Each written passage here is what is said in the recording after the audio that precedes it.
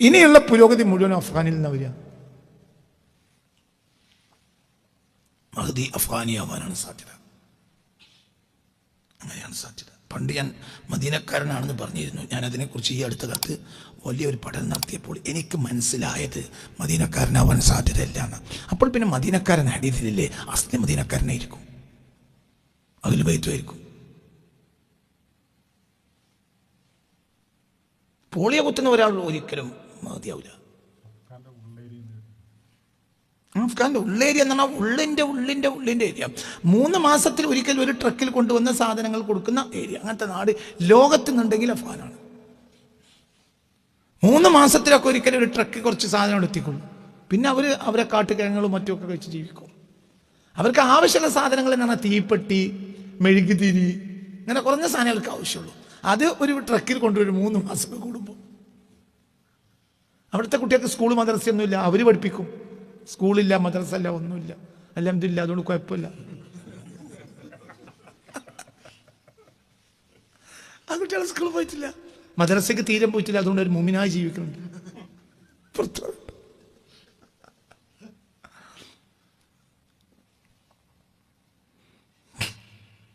അങ്ങനെയാണ്.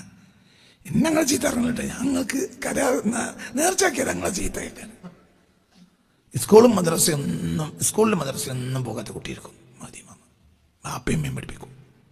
അങ്ങനെയായിരിക്കും. അങ്ങനത്തെ കുട്ടിക്ക് ഒന്നും പുറത്തുനിന്ന് കയറൂല, അത്രയും ശുദ്ധമായിരിക്കും.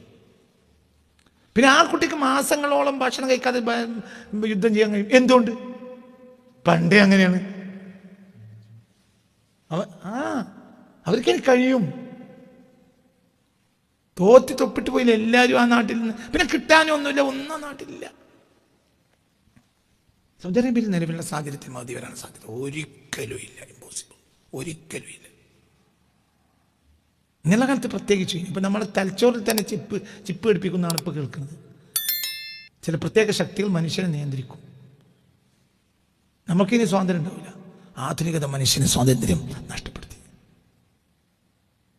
ഒരു കണ്ണുപൊട്ടനായ ഒരു ബാപ്പ, ഒരു അച്ഛൻ ബാല്യക്കാരനായ മകൻ്റെ കയ്യെ പിടിച്ചിട്ട് മകൻ ബാക്കിൽ മകനെ കൊണ്ടുപോകണം. ആ കണ്ണുപൊട്ടനായ അച്ഛന് മകനെ കൊണ്ടുപോകുന്ന ഒരു ചിത്രം, ഒരു വര ഈ അടുത്ത ദിവസം ഒരാൾ എനിക്ക് അയച്ചെന്ന്. വലിയ പാടുണ്ട്. അതായത് അച്ഛനെ കണ്ണില്ല, പക്ഷെ അദ്ദേഹത്തിൻ്റെ കയ്യിൽ എന്തുണ്ട്? വടിയുണ്ട്. അങ്ങനെ വടി കുട്ടി നടക്കുകയാണ്. അച്ഛൻ്റെ കയ്യെ പിടിച്ചുകൊണ്ട് ഒരു 10-22 വയസ്സായ ഒരു മകനുണ്ട്. അച്ഛൻ്റെ കയ്യെ പിടിച്ചുകൊണ്ട് നടക്കുകയാണ്. അപ്പം അച്ഛൻ പറയാണ്, മകനെ, നമ്മളെ മുന്നിലൊരു കുഴിയുണ്ട്, ശ്രദ്ധിക്കണേ. അച്ഛൻ പറയാണ് മകനോട്. മകന് മുന്നിലേക്ക് നോക്കാൻ കഴിയില്ല. മകൻ മൊബൈൽ നോക്കുക. മനസ്സിലായില്ല. മകൻ നടക്കണ രണ്ടാളും. അച്ഛനെ എൻ്റെ കയ്യെ പിടിച്ചിട്ടാണ് ആര് നടക്കണത്? 22-25 വയസ്സായ മകൻ നടക്കണം. മകൻ്റെ കണ്ണ് ഫുൾ ടൈം എന്തിലാണ്? മൊബൈൽ. അപ്പോൾ അവൻ തീരെ കാണൂല. മറ്റേ വടിയെങ്കിലുണ്ട്, പിന്നെ എന്തുമില്ല, വടിയില്ല. ഇതാണ് ആധുനികത മനുഷ്യനെ അടിമയാക്കി. മൊബൈലിൻ്റെ അടിമയാണ്. പുതിയ ഒരു മൊബൈലിൻ്റെ അടിമയുള്ള ഒരു കുട്ടിയും ആവില്ല, പാപ്പയാവില്ല, ഒരിക്കലും ആവില്ല. മൊബൈലിന് അടിമയായ കുട്ടി ആവില്ല, പാപ്പയാവില്ല. ഇങ്ങനെ തിരുപ്പഞ്ചി മുഹമ്മദ് മുസ്ലിയാർ ഉണ്ടാവില്ല. അതിൻ്റെ പേരിൽ ഉറൂസ് നടത്തി മുണുങ്ങ അങ്ങനത്തെ ഒരാൾ ഞാൻ ഉണ്ടാവില്ല. എന്തുകൊണ്ട്? കുട്ടികളെ കയ്യിലൊക്കെ എന്താണ്? മൊബൈൽ. ഇങ്ങനെ ഷംസുല്ലമ മലബാറിൽ ഉണ്ടാവില്ല. എന്തുകൊണ്ട്? പറയടോ, ഉണ്ടാവില്ല, ഒരിക്കലും ഉണ്ടാവില്ല. പറയാൻ നിങ്ങളാരാണ്? എൻ്റെ പേര് റഹ്മത്തുള്ള ഖാസിമിന്നാണ്. ഉണ്ടാവില്ല. എന്തുകൊണ്ട്? കുട്ടികളെ കയ്യിൽ മൊബൈൽ വാങ്ങിക്കൊടുത്താലേ അവൻ ദർസിക്ക് പോവുകയുള്ളൂ. ഭാഷയാണ്. മൊബൈൽ വാങ്ങിക്കൊടുത്താലേ ദർസിക്ക് പോവുള്ളൂ.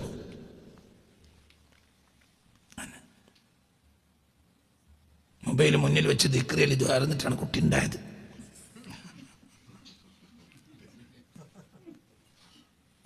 അങ്ങനെ കുട്ടിയുണ്ടായത്. മൊബൈൽ മുന്നിൽ വെച്ചിട്ട് ഏതോ നാട്ടിലെ മോദിയെ പറഞ്ഞു കൊടുക്കണം ദിക്റി എഴുതിയിട്ടാണ് കുട്ടി ഉണ്ടായത്. ഇനി ഉണ്ടാവില്ല, ഒന്നുണ്ടാവില്ല. അതൊന്നും ഇല്ലാത്തൊരു നാടാണ് അഫ്ഗാൻ.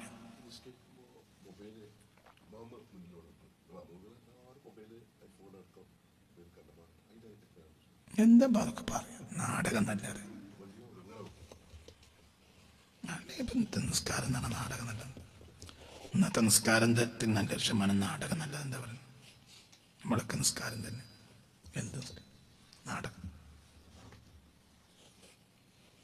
ഒരുതരം നാടകം. കാക്കട്ടെ.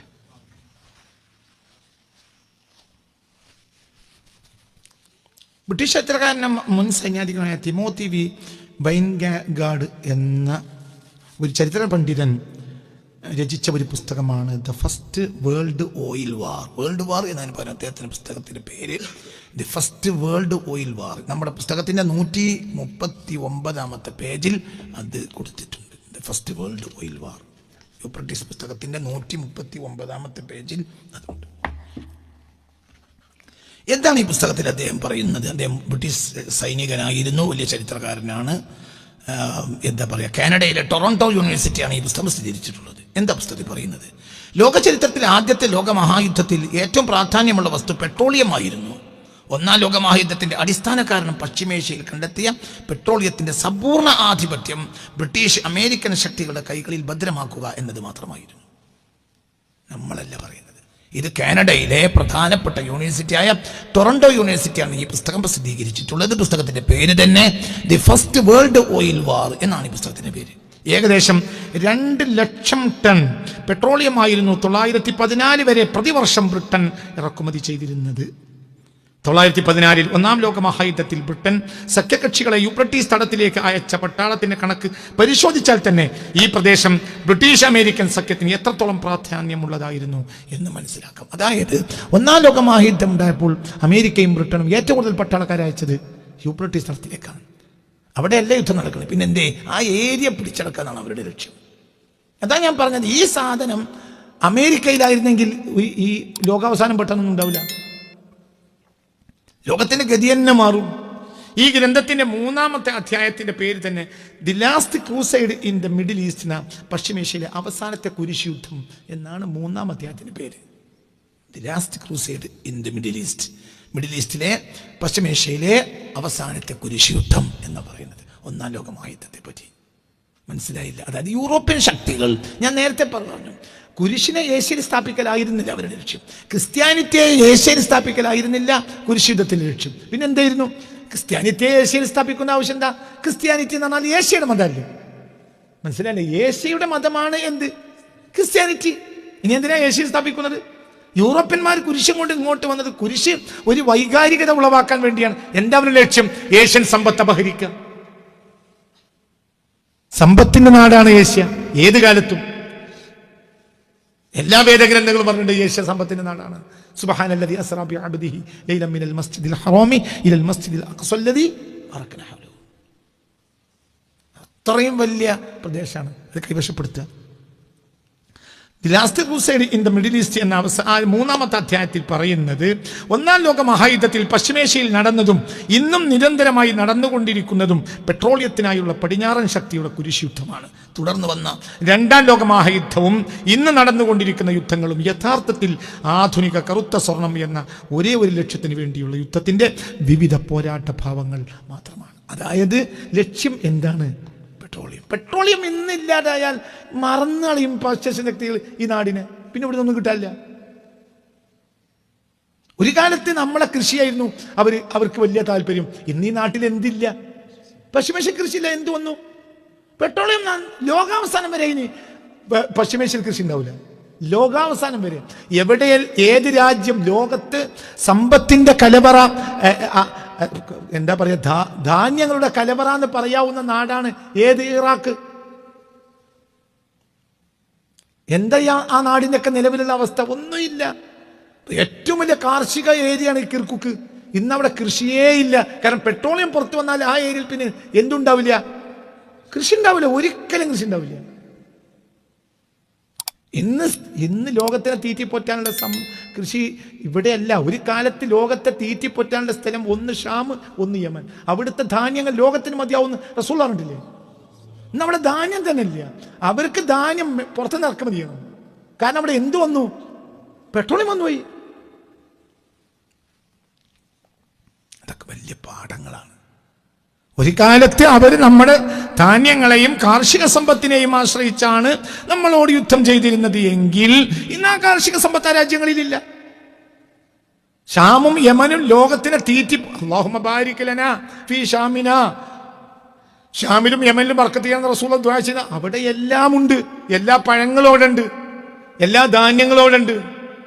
ലോകത്തിനെ തീറ്റിപ്പോറ്റാൻ മാത്രമുള്ള ധാന്യങ്ങളുള്ള നാടാണ്, ധാന്യങ്ങളും പഴങ്ങളും ഉള്ള നാടാണ് ഏത്? ഷാമു യമനും. ഇന്നത് നശിച്ചു. എന്താ നശിപ്പിച്ചത്? 20-ാം നൂറ്റാണ്ടിന്റെ തുടക്കത്തിൽ വരുന്ന പെട്രോളിയം. അതാ പറയുന്നത്, ഈ പെട്രോളിയം ഇനി ഇവിടെ വറ്റിക്കഴിഞ്ഞാൽ പിന്നെ ഇവിടെ കാർഷിക വൃത്തി ഏതായാലും ഇല്ല. ഇവിടുത്തെ പ്രശ്നവും തീരും. ഇവിടെ ഒരു പ്രശ്നം ഉണ്ടാവില്ല. ഇസ്രായേൽ ടെന്റ് മടക്കി പോവുകയും ചെയ്യും. മനസ്സിലായില്ല? ഇസ്രായേൽ ഇവിടുന്ന് ടെന്റ് മടക്കി പോവും. പിന്നെ ഇവിടെ നിന്നൊരു കാര്യമില്ല. എന്തുകൊണ്ട്? ഇവർ ഇസ്രായേലിലും അല്ല. David Ben Gurion ഇസ്രായേലിയാണ്.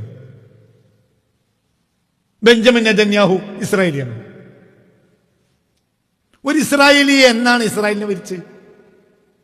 മനസ്സിലായില്ല? ഏഷ്യയുടെ ഹൃദയത്തിൽ ഏഷ്യക്കാരെ ഭയപ്പെടുത്താൻ വേണ്ടി യൂറോപ്യർ കളിച്ചൊരു കളിയാണ് എന്ത്? ഇസ്രായേൽ. ഇസ്രായേൽ രാഷ്ട്രത്തിലെ ഒരു ഭരണാധികാരിയും ആരല്ല? എന്താണ്? ഇസ്രായേലി അല്ല. ഇസ്രായേലികൾ ആരാണ്? യാക്കൂബിന്റെ മക്കളല്ലേ? ഐസക്കിന്റെ മകനായ ജേക്കബിന്റെ മക്കളായിട്ടല്ലേ ഇസ്രായേലിനെ ബൈബിൾ പരിചയപ്പെടുത്തുന്നത്? ഈ കൂട്ടത്തിൽ ആരാണ് ജേക്കബിന്റെ മക്കള്? ഡേവിഡ് ബെൻഗൂരിയൻ ജേക്കബിന്റെ മോനാണ്. അയാൾ യാഫത്തിയല്ലേ? അയാൾ യാഫിസ്റ്റല്ലേ? നിങ്ങൾ എന്റെ കൂടെ ഇല്ല. അതായത് 948 മെയ് 14 ഇസ്രായേൽ എന്ന രാജ്യം സ്ഥാപിക്കുമ്പോൾ ആ രാജ്യത്തിന് വേണ്ടി ചരടുവലി നടത്തിയത് ആരാണ്? യൂറോപ്യന്മാര്. ആ രാജ്യത്തെ ആദ്യത്തെ രാഷ്ട്രപിതാവ് ആരാ? യൂറോപ്യൻ. ആദ്യത്തെ പ്രധാനമന്ത്രി ആരാ? യൂറോപ്യൻ. ഇന്നത്തെ പ്രധാനമന്ത്രി ആരാ? യൂറോപ്യൻ. ആ രാജ്യം ഭരിച്ചത് മുഴുവനും ആരാ? യൂറോപ്യന്മാര്. പക്ഷേ ആ രാജ്യത്തെ നിലനിർത്താൻ വേണ്ടി ഒരു വൈകാരികത, മതപരമായ ഒരു വൈകാരികതയ്ക്ക് വേണ്ടി ആ നാടിന് എന്ത് പേരിട്ടു? ഇസ്രായേൽ. അപ്പൊ ഒരു മതപരമായ വൈകാരികത അവിടെ വരും. ഇസ്രായേൽ ബൈബിൾ നിയമം അനുസരിച്ച് തന്നെ എബ്രഹാമിന്റെ പുത്രനായ ഐസക്കിന്റെ പുത്രനായ ജേക്കബിന്റെ പുത്രന്മാരാണല്ലോ ആര്? ഇസ്രായേലികൾ. ഇതല്ലേ ബൈബിൾ നിയമവും? അബ്രഹാമിന്റെ പുത്രനായ ഐസക്കിന്റെ പുത്രനായ ജേക്കബിന്റെ മക്കളാണ് ആര്? ഇസ്രായേലികൾ. ഇവിടെ ഈ 948 മുതൽ ഇന്ന് വരെ ഏതൊരു ഇസ്രായേലിയാണ് ഇസ്രായേൽ ഭരിച്ചത്? ഇല്ല. ഇന്ന് ഭരിക്കുന്ന ആളും ആരല്ല? ഇസ്രായേലി അല്ല, അയാൾ യൂറോപ്യനാണ്. അപ്പൊ എന്താണ് താല്പര്യം? യൂറോപ്യൻ താല്പര്യം സംരക്ഷിക്കണം. ഇവിടെ എന്തുണ്ട്? പെട്രോളിയം ഉണ്ട്. ഈ പെട്രോളിയം ഇന്ന് വറ്റിയാൽ അവരൊക്കെ പോയി പോകും ഇവിടുന്ന്. പിന്നെ ഇവിടെ കൂല. പിന്നെ അവിടെ അവർ പറയുന്ന എന്താ? ഞങ്ങൾക്കും ആ മണ്ണിൽ കിടക്കണേ. അവർക്ക് എന്തില്ല? ലോകത്തെ ഏറ്റവും വലിയ നിരീശ്വരവാദ രാജ്യങ്ങളൊന്നാണ് എന്ത്?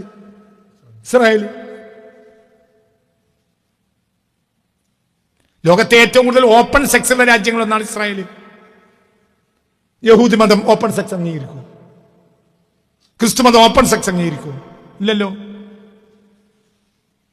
അപ്പൊ ചുരുക്കത്തിൽ പെട്രോളിയം മാത്രമാണ് ഇതിന്റെ അടിസ്ഥാന കാരണം, വേറൊന്നുമല്ല. ഇന്ന് ആ പെട്രോളിയം, ആ രാജ്യത്ത് ആ പെട്രോളിയം ഇല്ലാതെയായാൽ ബ്രിട്ടീഷ് അതോടുകൂടെ യൂറോപ്യൻ താല്പര്യവും ഇസ്രായേലും ഇന്നുള്ള പ്രശ്നങ്ങൾ മുഴുവനും അവസാനിക്കും. അപ്പൊ പുണ്യ റസൂൽ പറഞ്ഞത് വളരെ കൃത്യമാണ്. എന്ത്? യൂഫ്രട്ടീസ് തടത്തിൽ സ്വർണ്ണമല പൊങ്ങി വരും. അത് നിങ്ങൾക്ക് കൊല മാത്രം തരും. നിങ്ങളെ സമാധാനം അവസാനിക്കും. അത് നിങ്ങൾ എടുക്കരുത്. എടുത്താൽ നിങ്ങളെ കഥ കഴിഞ്ഞു. ഇപ്പൊ സൗദി അറേബ്യ ലിബറലിസത്തിന് വഴിമാറിക്കൊണ്ടിരിക്കുകയാണ്. സൗദി അറേബ്യ ലിബറലിസത്തിലേക്ക് വഴിമാറുക. ഭരണാധികാരികൾ ഈ അടുത്ത കാലത്ത് നടപ്പിലാക്കിയത് മുഴുവനും യൂറോപ്യൻ ലിബറലിസമാണ്. എന്താ കാരണം? പെട്രോളിയം അല്ലാതെ എന്താണ്? പെട്രോളിയം സമ്പത്ത്. അപ്പൊ മതം എന്നത് പിന്നെ അവിടെ ഒരു പുറംപൂച്ച് മാത്രമാണ്, വേറെ ഒന്നുമല്ല. ബ്രിട്ടീഷ് സാമ്പത്തിക വിദഗ്ധൻ ചരിത്രകാരനുമായ ഇയാൻ റൂട്ട്ലെഡ്ജ് എഴുതി പ്രസിദ്ധീകരിച്ച, അമേരിക്കൻ പ്രസാധകരായ സാക്കി ബുക്സ് പ്രസിദ്ധീകരിച്ച ഒരു ഗ്രന്ഥമുണ്ട്, എനിമി ഓൺ ദ യൂഫ്രട്ടീസ് എന്നാണ് ആ പുസ്തകം. ആ പുസ്തകത്തിന്റെ ഫ്രണ്ട് പേജ്, കവർ പേജ് ഇവിടെ കൊടുത്തിട്ടുണ്ട്. നമ്മുടെ പുസ്തകത്തിൻ്റെ യൂപ്രട്ടീസിലെ സ്വർണ്ണമലകൾ എന്ന പുസ്തകത്തിൻ്റെ 140-ാമത്തെ പേജിൽ കാണാം. എന്താ പുസ്തകം പറയുന്നത്? ഞാൻ അവസാനിപ്പിക്കുന്നു കിട്ടുന്നില്ല. 1902 യൂപ്രട്ടീസ് തടം നിറയെ പെട്രോളിയത്തിന്റെ സാന്നിധ്യമുണ്ടെന്ന് ബ്രിട്ടൻ കണ്ടെത്തി. 1905 ഒക്ടോബറിൽ ഒട്ടോമൻ സാമ്രാജ്യത്തിലെ ബ്രിട്ടീഷ് എംബസിയുടെ അറ്റാഷെ ആയിരുന്ന സർ മാർക്ക് സൈക്കസ് ലണ്ടനിലേക്ക് അയച്ച രഹസ്യ ടെലിഗ്രാമുകളിലെ രേഖകളിലെല്ലാം യൂപ്രട്ടീസ് തടത്തിലെ കൂറ്റൻ പെട്രോളിയം ശേഖരങ്ങളെ കുറിച്ച് വിശദീകരിക്കും. ഇതാണ് മാർക്ക് സൈക്കസ്.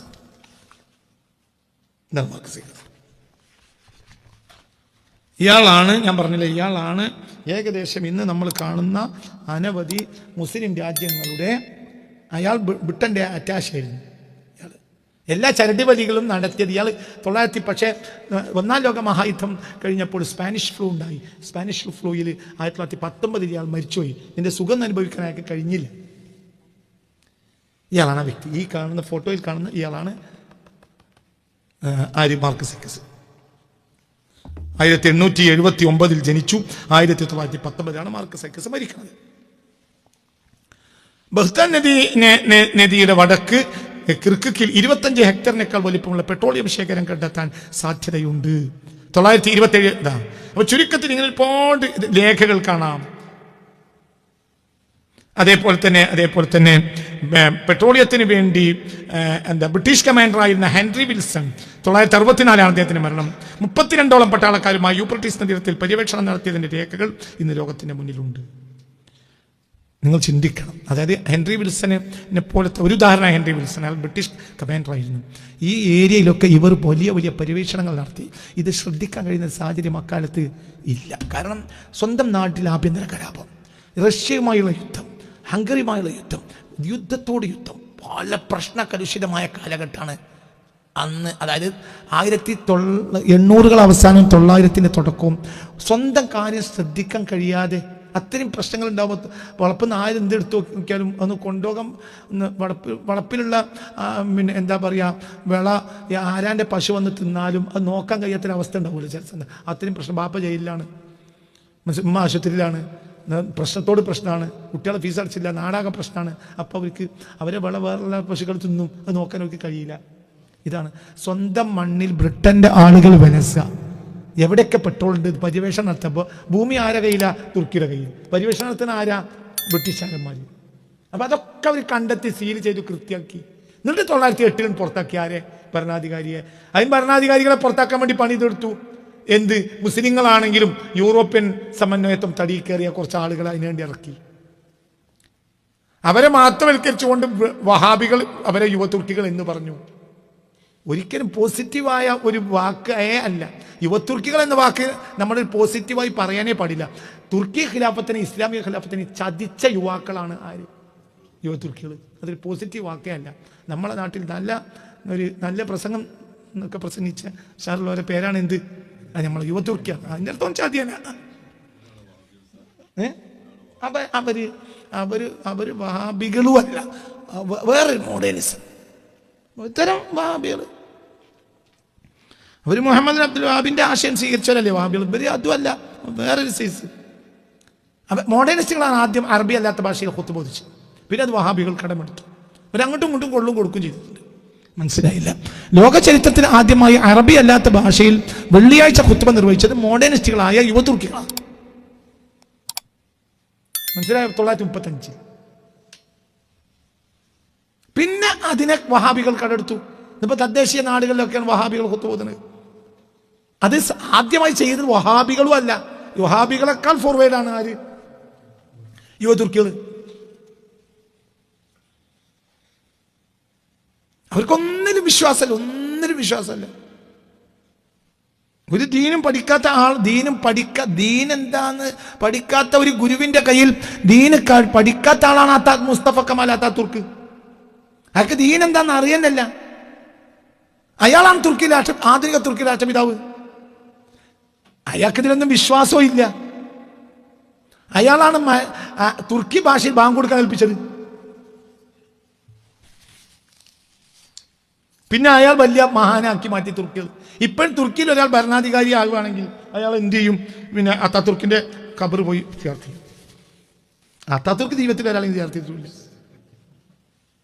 ഇതൊക്കെ നാടകങ്ങൾ. ലോകത്ത് നാടകങ്ങൾ ആവർത്തിച്ചുകൊണ്ടേയിരിക്കുക. എന്താണ് ഈ നാടകങ്ങൾ? ജനങ്ങൾ വിഡ്ഢികളുമാണ്. അത് ഇതിലൊന്നും, ഈ സിയാറത്തിലൊന്നും വിശ്വാസമില്ലാത്ത ആളാണ് ആര്? മുസ്തഫ തുർക്ക്. അയാളാണ് ആധുനിക തുർക്കികളുടെ പിതാവ്. അയാൾ തനി മോഡേണിസ്റ്റാണ്. അയാളാണ് പർദ്ദ ഉപേക്ഷിക്കാൻ കൽപ്പിച്ചത്. തലയിലുള്ള തലമുണ്ട് പെണ്ണുങ്ങൾ ഉപേക്ഷിക്കണം എന്ന് കൽപ്പിച്ചതാണ്. പർദ്ദ ഇട്ടാൽ പെണ്ണുങ്ങൾക്ക് ജോലി കൊടുക്കില്ല എന്ന് പറഞ്ഞ അയാളാണ്. ആര്? യുവ തുർക്കിയുടെ നേതാവായ മുസ്തഫ തുർക്ക്. അയാൾ യൂറോപ്പിൽ നിന്ന് പഠിച്ച ആളാണ്. അയാൾ ദീനാളെ പഠിച്ചിട്ടല്ല. അയാളാണ് അറബി ഭാഷയിൽ ബാങ്ക് കൊടുക്കാൻ കൽപ്പിച്ചത്. തുർക്കി ഭാഷയിൽ ബാങ്ക് കൊടുക്കാൻ കൽപ്പിച്ചത്. അറസ്റ്റ് ചെയ്യും. ഉദാഹരണം, നമ്മളപ്പോ ഈ അടുത്ത കാലത്ത് മരണപ്പെട്ടു പോയ ഒരാളുണ്ടല്ലോ, നാസിം ഖബ്ബാനി. ഇല്ല നമ്മളെ മരണപ്പെട്ടു പോയ നാസിം ഖബ്ബാനിന് മുമ്പ്, നാസിം ഖബ്ബാനി നമ്മളാ എന്താ പറയുക, നക്ഷബന്ദി ത്വരീഖത്തിലെ ഒരു പ്രധാനപ്പെട്ട ഷെയ്ഖ് അടുത്ത കാലത്ത് മരിച്ചിട്ടുണ്ടല്ലോ, ഒരു പ്രധാനപ്പെട്ട ആള്. ആകട്ടെ, അദ്ദേഹം തുർക്കിയുടെ സ്വാധീനമുള്ള ഒരു ദേശത്ത് പള്ളിയിലെ മുക്രിയായിരുന്നു ആദ്യകാലത്ത്. എന്നിട്ട് അറബി ഭാഷയിൽ ബാങ്ക് കൊടുത്താൽ പോലീസ് പിടിച്ചോണ്ടു, പിന്നെ വിടും, പിന്നെ അറബി ഭാഷ ബാങ്ക് കൊടുക്കും, പിന്നെ പിടിച്ചോണ്ടു. നാസിം ഖബ്ബാനിയാണെന്ന് എൻ്റെ ഒരു ഓർമ്മ. അല്ല പിന്നെ 2014 മരിച്ചു പോയല്ലോ ഒരാളുണ്ടല്ലോ. ഏതായാലും അറബി ഭാഷയിൽ ബാങ്ക് കൊടുക്കരുതെന്ന് പോലും കൽപ്പിച്ച ആളാണ് ആര്? ആധുനിക തുർക്കിയുടെ പിതാവായ മുസ്തഫ തുർക്ക്. അറബി ഭാഷയിൽ ഖുത്ബ നിരോധിച്ച ആളാണ് അയാൾ. പർദ്ദട്ട ആളുകൾക്ക്, പെണ്ണുങ്ങൾക്ക് ജോലി കൊടുക്കൂല എന്ന് കൽപ്പിച്ച ആളുമാണ് അയാള്. അയാളാണ് ആരെ പുറത്താക്കിയത്? അബ്ദുൽ ഹമീദ് രണ്ടാമനെ. ഇന്നത്തെ രസകരമായ ഒരു കൗതുകം എന്തെന്നാൽ, അയാളെ ഖബർ പോയി സിയാറത്ത് ചെയ്തിട്ടാണ് സ്ഥാനാരോഹണം നടത്തുക. ഇപ്പോഴത്തെ നമ്മളെ ബഹുമാനപ്പെട്ട, നിങ്ങൾ പറയുന്ന ഒരു ബഹുമാനപ്പെട്ട മഹാനുണ്ടല്ലോ ഇപ്പോഴത്തെ തുർക്കി ഭരണാധികാരി ഉർദുഖാനൊക്കെ തനി പോക്കിന്റെ പോക്ക, പൊളിറ്റീഷ്യനാണ്. എത്ര കാലായിരുന്നു സുന്നികളും അയാളെ മഹാനാന്ന് പറഞ്ഞ് നടന്നിരുന്നത്. ഞാൻ അന്നേ പറഞ്ഞ് നമ്പണ്ട. അയാൾ മ്യൂസിയം പള്ളിയാക്കിയില്ലേ, നമ്പണ്ട. അതൊക്കെ പൊളിറ്റിക്സ് ആണ്. പൊളിറ്റിക്സിൽ പള്ളി അമ്പലമാക്കും, അമ്പലം പള്ളിയാക്കും. അത് പൊളിറ്റിക്സാണ്. നീ രണ്ടും പൊളിച്ചിട്ട് മ്യൂസിയം ആക്കും, നീ മ്യൂസിയം ഇങ്ങോട്ട് നോക്കും, നീ മറ്റേത് അങ്ങോട്ട് നോക്കും. പൊളിറ്റിക്സിന് പ്രത്യേക ശത്രുവില്ല. പൊളിറ്റിക്സ് ചെസ് കളിക്കുക. നിങ്ങൾ ഇതിൻ്റെ കൂടെ അല്ല. പൊളിറ്റീഷ്യൻസിന് അത്രയുള്ളൂ. എല്ലാ പൊളിറ്റീഷ്യൻസിന്റെ പ്രശ്നം പൊളിറ്റിക്സാണ്. അപ്പൊ അതിനനുസരിച്ചുള്ള കാര്യങ്ങളൊക്കെ അവർ ചെയ്യും. തൊയ്യിബ് ഉർദുഖാൻ ഇയാളുടെ ഖബർ സിയാറത്ത് ചെയ്താണ് സ്ഥാനാരോഹണം നേടിയത്. ഇയാൾക്കോ? അതാണ് ഞാൻ പറഞ്ഞത്, നാടകം. ഇയാൾക്കോ? ഒരു സിയാറത്തിൽ അയാൾക്ക് വിശ്വാസമില്ല, ഒന്നിനും വിശ്വാസമില്ല. ദീനെന്താ പഠിച്ചിട്ടേ ഇല്ല. ആ യൂറോപ്പിന്റെ സന്തതിയാണ് ഇയാൾ. ആര്? മുസ്തഫ കമാൽ അതാതുർക്ക്. അയാളാണ് ലോക ചരിത്രത്തിൽ ആദ്യമായി അറബി അല്ലാത്ത ഭാഷയിൽ ഖുത്ബ കൽപ്പിച്ചത്. അയാളാണ്. അറബി ഭാഷയിൽ ബാങ്ക് കൊടുത്തവരെ അറസ്റ്റ് ചെയ്യാൻ കൽപ്പിക്കുകയും അനവധി ആളുകളെ അറസ്റ്റ് ചെയ്യിപ്പിച്ചതും അയാൾ തന്നെയാണ്. പർദ്ദട്ട പെണ്ണിന് സർക്കാർ ഓഫീസിൽ ജോലി കൊടുക്കൂലെന്ന് കർശന നിയമം വെച്ചതും അയാൾ തന്നെയാണ്. ഈ ആളെ സിയാറത്ത് ചെയ്തിട്ടാണ് ഇപ്പോൾ തുർക്കി ഭരണാധികാരികൾ എന്ത് ചെയ്യണത്? ഇപ്പോഴത്തെ സൂഫി തുർക്കികള്, ഇവരൊക്കെ സൂഫിയാണല്ലോ. പറയേ തൊയ്യിബ് ഉർദുഖാൻ ആരാ? പറയടോ. സൂഫി. ഈ ജാതി സൂഫികളൊക്കെ ഉണ്ടാവും.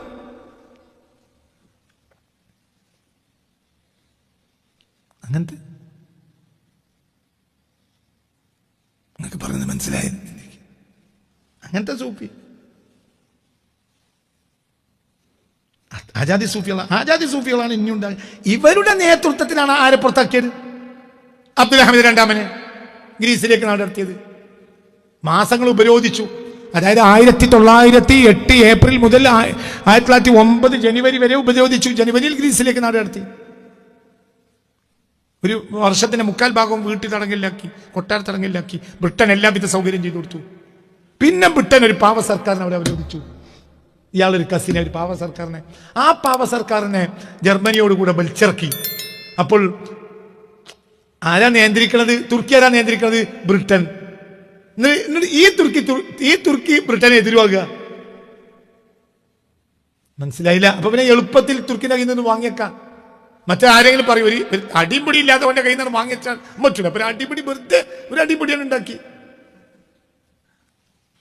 തുർക്കിയുടെ ഭൂമി വാങ്ങി പെട്രോളിന്റെ ശേഖരങ്ങൾ, വലിയ പെട്രോളിയം ശേഖരങ്ങളുള്ള പ്രദേശങ്ങൾ തുർക്കിയുടെ ഖിലാഫത്തിന്റെ കീഴിലായത് കൊണ്ട് ആ പ്രദേശങ്ങൾ ബ്രിട്ടന്റെ കയ്യിലേക്കും ഫ്രാൻസിന്റെ കയ്യിലേക്കും വാങ്ങി വെക്കാൻ വേണ്ടി താൽക്കാലികമുണ്ടാക്കിയ ഒരു തല്ലുംപിടി മാത്രമാണ് എന്ത് ഒന്നാം ലോകമായിട്ട്. അതിന്റെ മുതൽ ഓരി വെച്ചപ്പോഴുള്ള അഭിപ്രായക്കേടിലുണ്ടായതാണ് എന്ത് രണ്ടാം ലോകമായി. ഇത്രയേ ഉള്ളൂ. അള്ളാന്റെ ഹബീബ് പറഞ്ഞ ഈ പെട്രോളിയത്തിന്റെ പേരിലാണ് 1ഉം 2ഉം മഹായുദ്ധം ബസ്. അതന്നെ, വേറൊന്നല്ല. അള്ളാഹുവിന്റെ ഹബീബ് പറഞ്ഞ കാര്യം ഇവിടെ പുലർന്നു കഴിഞ്ഞു. സംശയിക്കണ്ട, പുലർന്നു. ഇനി അതിനെ നിന്ന് മാറി നിൽക്കാൻ കഴിയില്ല. ഇതൊന്നും അല്ലാത്ത ഒരാളായിരിക്കണം ഇനി മഹദിയായി വരേണ്ടത്. മദീനയിൽ ജീവിക്കുന്ന ഒരു കുട്ടിക്ക്, നിലവിൽ മദീനയിൽ ജീവിക്കുന്ന ഒരു കുട്ടിക്ക് മഹദിയാക്കാൻ കഴിയില്ല. ഇമ്പോസിബിൾ. ആ കുട്ടി ലിസ്റ്റ് തന്നെ ഉണ്ടാവില്ല. അങ്ങനത്തെ ആളുകൾ ഉണ്ടാവുമല്ലോ ലിസ്റ്റില്ലാത്ത.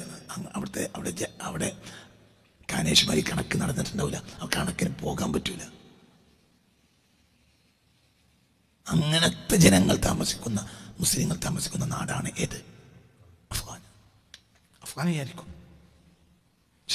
അഫ്ഗാനിയായിരിക്കും. ആ ഏരിയ തന്നെയാണ് ഖുറാസാനും.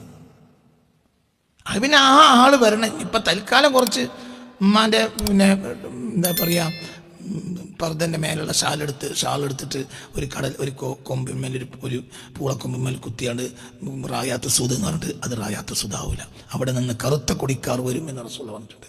അത് ഓട്ടോമാറ്റിക്കായി വരും. ഇന്ന് നമ്മൾ 4 ആൾ പോയി ഒരു വടിയുടെ മേൽ കൊടി കുത്തിയോണ്ട് അവരാവില്ല. അവർ വരും. അവർ യഥാർത്ഥ ആളുകളുമായിരിക്കും. അവർ ആധുനികതയുടെ ഒരു അംശവും അവരുടെ ശരീരത്തിലുണ്ടാവില്ല. ഒരു അംശം അവരുടെ ശരീരത്തിലുണ്ടാവില്ല. ആധുനിക വിദ്യാഭ്യാസം ഉണ്ടാവില്ല. ഒന്നും ഉണ്ടാവില്ല. എന്തിനൊരു സഹിക്കാൻ കഴിയും. 1ാം ലോക മഹായുദ്ധ കാലഘട്ടത്തിൽ കിർക്കുക്കിലൂടെ ബ്രിട്ടീഷ് പട്ടാളം പോകുന്ന ചിത്രമുണ്ട് ഇതിൽ. ഈ പുസ്തകം എല്ലാവരും വായിക്കണം. ഈ പുസ്തകം വായിച്ചാൽ ആധുനികതയിൽ വന്ന ചതികൾ എന്ത് എന്ന് വളരെ കൃത്യമായി മനസ്സിലാക്കാൻ കഴിയും.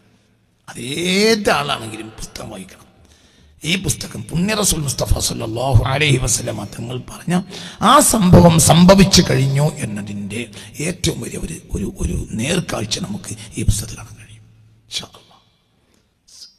ബ്രിട്ടീഷിലെ സ്വർണ്ണമലകൾ എന്ന പുസ്തകവുമായി ബന്ധപ്പെട്ട ചർച്ചകളാണ്. ഇനിയും ധാരാളം ചർച്ചകൾ ഉണ്ട് ഇൻഷാ അല്ലാഹ്. ഞാൻ ചില ഭാഗങ്ങൾ മാത്രമാണ്. ഹബീബ റസൂലുള്ള പറഞ്ഞില്ലേ, നിങ്ങൾ എന്നിൽ അതിൻ്റെ മേൽ വലിയ കൊലപാതകം നടക്കും. നിങ്ങൾ ആരതിൻ്റെ മുന്നിലെത്തിയാലും എടുത്തു പോകരുത്. അത് നിങ്ങൾക്ക് നഷ്ടം മാത്രമേ കൊണ്ടുവരൂ എന്ന്